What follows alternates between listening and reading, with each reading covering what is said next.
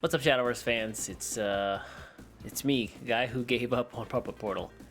And today I wanted to talk a little bit about the early meta for Dawn of Calamity. And I think some really interesting things have kind of come about within just the first couple days that I think are important notes going forward in the meta and things that you should kind of keep in mind when you're building decks and you're trying things out and you're trying to figure out what's going to work and what's not going to work and all that good stuff. So Ward is no longer a just enough in this meta.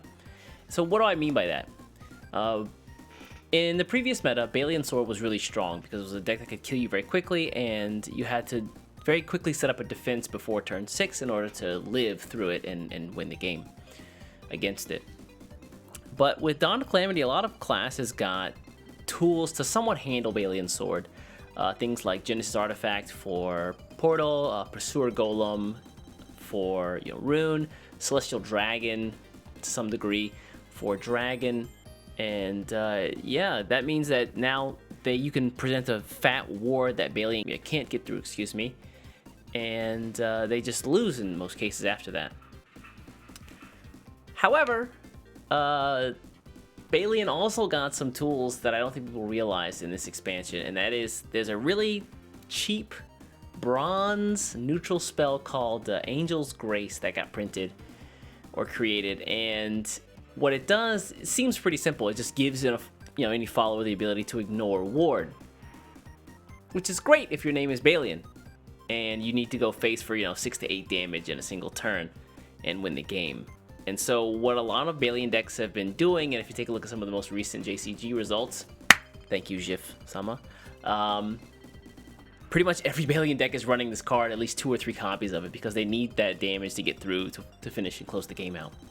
Which means that just having or putting up a big fat ward is not enough.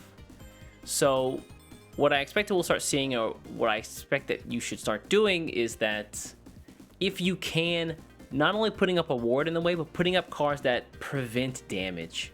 So what do I mean by that? Cards like Counter Magic from Runecraft, which prevents the next hit of damage to you.